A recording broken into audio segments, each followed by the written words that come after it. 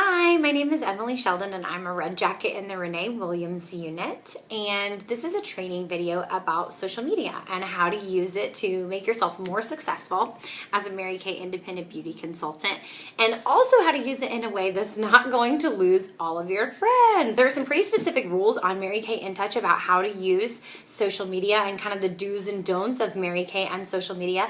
I'm going to summarize those rules in this video, but I strongly suggest that you log on to In Touch and check out those rules for yourself as well. Know in advance that these rules are not designed to harm you or make you feel bad or, call anybody out or anything like that. They're actually based on a lot of market research that Mary Kay, the company, has done. So they're really designed to make you more successful and, like I said, help you to not be unfollowed by everybody on your friends list. So I consider myself pretty social media proficient. I've grown up with Facebook and I get the etiquette, I get the lingo, I get the ins and outs, and all of that. The important thing too is that I am my own target demographic, and that's important because I am someone who utilizes social media a lot, and I interact with a lot of, my favorite businesses, my favorite companies and things like that. And so I feel like I'm really familiar with the types of engagements that work and the types of engagements that don't work. I have personally had a lot of $1,000 days on Facebook for my own business. I've even recruited from Facebook before and gotten new leads that way. So I feel like I'm a pretty good person to come to for advice about the topic. So I'm excited to make this video for you guys. So let's dive right in. I think the first thing is it's important to start with the plan. Follow the plan, follow the plan, follow the plan. Every successful consultant and director in Mary Kay has followed the plan. What is the plan? The plan is to generate leads, book those leads, party with those leads, and then sell to and recruit from those leads. And I should add, to get more leads from those leads, but you get the idea. It's cyclical, it works, and it goes over and over and over again. Every successful consultant and director in Mary Kay has just followed the plan. That's how it goes. If you need more details on the plan, please check out your new consultant training if you haven't done it already, or you can go to In Touch or Renee's Facebook page where there are numerous resources available on any part of that plan as well. Nowhere, and I mean nowhere, in the plan will you see ask your family and friends to book parties with you or buy stuff from you every single day on Facebook.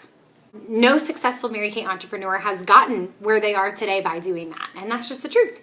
Now, you will see consultants like myself and directors who do post to Facebook about their businesses, maybe about events that they're having or something like that, and they do have engagement and they have success with that, maybe even some sales, but rest assured that they have done the groundwork and paid the necessary relational rent, as I like to call it, to get that kind of success and to get those kind of results. You really do reap what you sow when it comes to social media, okay? I personally friend my customers on Facebook, and especially my potential team members. I friend them on Facebook as well for just this purpose.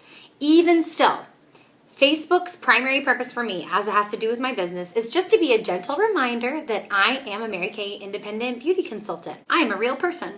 I'm a mom. And I love Mary Kay and the products and the company and my business, right? That's all that Facebook is. And really that's the heart of Mary Kay's rules when it comes to social media as well. It's important to know the difference between informational and commercial posts, okay? Commercial posts are any kind of post that includes things like prices of the products or the starter kit, your website URL, anything like that. The starter kit's $100. Blah, blah, blah. Here's my website. You can get the Microdermabrasion Plus set that has all these benefits for $55 plus tax and shipping. Here's my website, yada, yada. That's a commercial post, okay? Commercial posts, according to Mary Kay's rules, are absolutely not allowed on your public profile, and they're not even allowed on your Facebook business page. Basically, any platform that's public, they're not allowed. No commercial posts. Why? Why aren't commercial posts allowed? Commercial posts are not allowed because really, based on market research, at the end of the day, they don't work, particularly not on women. I tell people all the time that women love to shop, they do not love to be sold to. Women love to take a look around. They love to try things out for themselves. They do not like when you tell them what to buy. They know when you're being kind of used car dealer salesy, and it's not attractive, right? They don't typically buy from that. Informative posts, on the other hand, are basically posts that are like your personal experience with something, a product or a company or whatever, right? So an informative post is like a post that I made just the other day. I was at the beach with my kids, my 2 boys, and I posted a picture of us at the beach. And I said, oh my gosh, I just love Mary Kay's sunscreen because it is gluten-free, and that means that we don't all feel like grease pigs, right, while we're at the beach. Love it. Hashtag, my MK life, that kind of thing. Like, that's an informational post, okay? I didn't give them the price of the sunscreen. I didn't even the sunscreen wasn't even in the picture. I didn't give my website URL or anything like that, okay? Just my personal experience and a picture of me and my adorable children at the beach. What happened as a result of that post? Well, as a result of that post, I actually had one of my friends text me and say, I didn't realize that gluten was in sunscreen. Tell me more, yada, yada. Guess what? She bought a sunscreen, okay? This also happened when I posted a picture of the new Spring Reinvented line. I had just gotten them in and I was super excited. I took a picture of them on my desk at home and was like, super excited to try on these colors, right? Hashtag Mary Kay, hashtag my MK life, yada, yada, okay? Some girl that I don't even know on Instagram apparently was searching under hashtag Mary Kay, came across my post, private messaged me on Instagram to ask me how she could purchase it from me. I made sure she didn't already have an independent beauty consultant. It turns out she did, but her independent beauty consultant is no longer active, and she bought one from my website. Crazy. Okay. The point is that you don't have to include ways to contact you, your website URL, anything like that if you're trying to sell something, right? They know how to contact you, okay? They're looking at one of your social media profiles. All they have to do is click your name to private message you or to comment on the post. They know how to get in touch with you. You don't have to tell them. So anyway, I love those because they are personal and they just reflect your personal experience with a product or your personal excitement, right? I love that. As a side note, those posts that float around Facebook that are like, I'm part of a direct sales company, like comment below with your website URL. Don't do those either. First of all, again, it does actually break the rules of Mary Kay's social media guidelines anyway. Second of all, they're very spammy, okay? The heart of the rule about commercial versus informational posts is that commercial posts are very spammy, okay? And people just don't read that stuff. The second thing I want to talk to you guys about are lists. I'm not sure if a lot of you are aware of this, but you can actually separate your Facebook friends into lists, okay? So I have a separate list on my Facebook friends that is my Mary Kay people, right? My customers or my potential team members, they all fall in that same list. Why would I want to keep those people separate in my friends group? Well, for a couple of reasons, okay? Really, first of all, I like to be a little bit more organized, so I like to kind of know where all those people are anyway. Also, because it has totally happened before that I have friended someone on Facebook, and I kind of look at them after a while, and I'm like, how do I know you? Like, I don't remember. Okay, I've had a lot of jobs, over the years, and I've met a lot of people, and sometimes I just don't remember how I know them, okay? So it's important to know, like, oh, this is like a Mary Kay person. I know this person because I facialed them, 2 years ago or whatever. So that's good to know too. The other thing is because if I'm gonna, which I don't do this, but if you are the kind of person who does, vent on Facebook, or maybe you're having a bad day, okay, you're gonna post about your bad day. Your customers and your potential team members don't need to know about your bad day. Think professional, right? Think professional and think, I want my customers and especially my potential team members to see a winning lifestyle. I want them to see that I am winning, so they don't need to hear about my bad day. And honestly, like I said, I don't do that anyway, but just in case you do. Also, it's really a way to keep yourself safe too if you're politically active on Facebook and things like that too. Again, just think professional. One of these things that my husband and I always have when CEOs of different companies really make their political views known through their businesses is like, why do I need to know about that?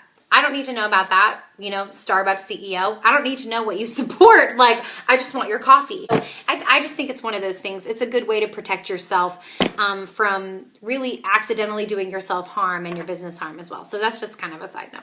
Virtual events. Oh my gosh. So I actually love virtual events, believe it or not. But there are a couple really kind of fast tips and tricks for virtual events to help your events just be a little bit more successful. The first thing is definitely do create an event page for your virtual event, a separate event page. Okay, that's not like a live video on your public profile. My second piece of advice with virtual events is to personally invite people to them. Okay, do not add people to the event that you have not personally invited.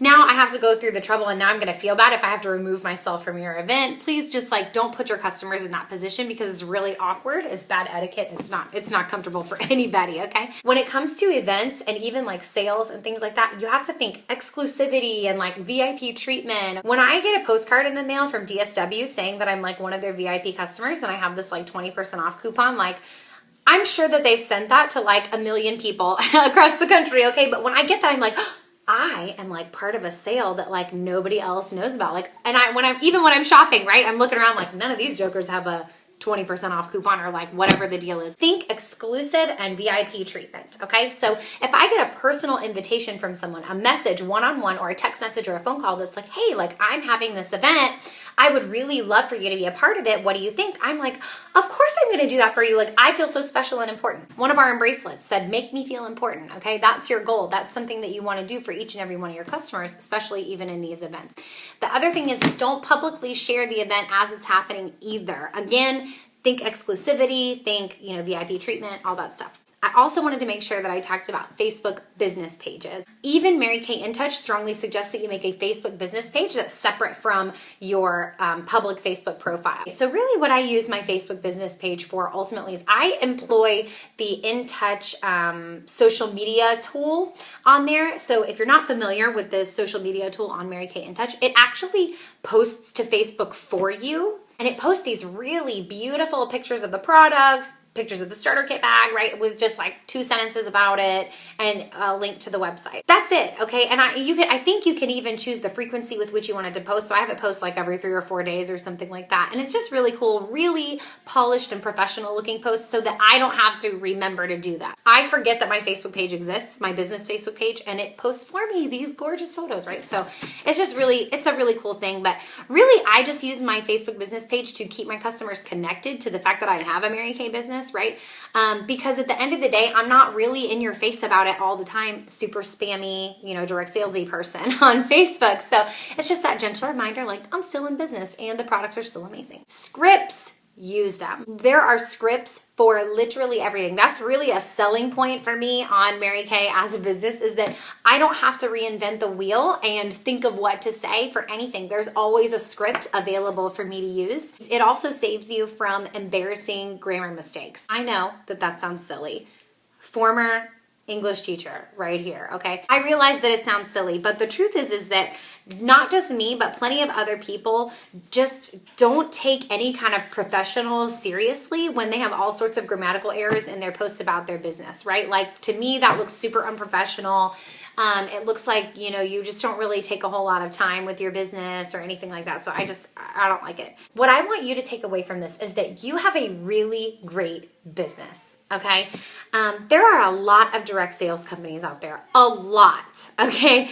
And they completely abuse Facebook. Let me tell you right now, it is incredibly annoying, and not just me, but a whole lot of other people in my same age group and same demographic and all that. We typically unfollow those people. What you need to know about your Mary Kay business is that it is so much better than any of those other companies. We have a much better product and a much better opportunity to offer than any of those other direct sales companies. There is no need to stoop to the level of these consultants in other direct sales companies, because you don't have to do that in order to get business, because you have a solid business plan that's proven to work. So have faith in the plan, have respect for your business, and let your friends, family, and customers see that you are loving your business in a way that keeps them wanting to read your Facebook posts.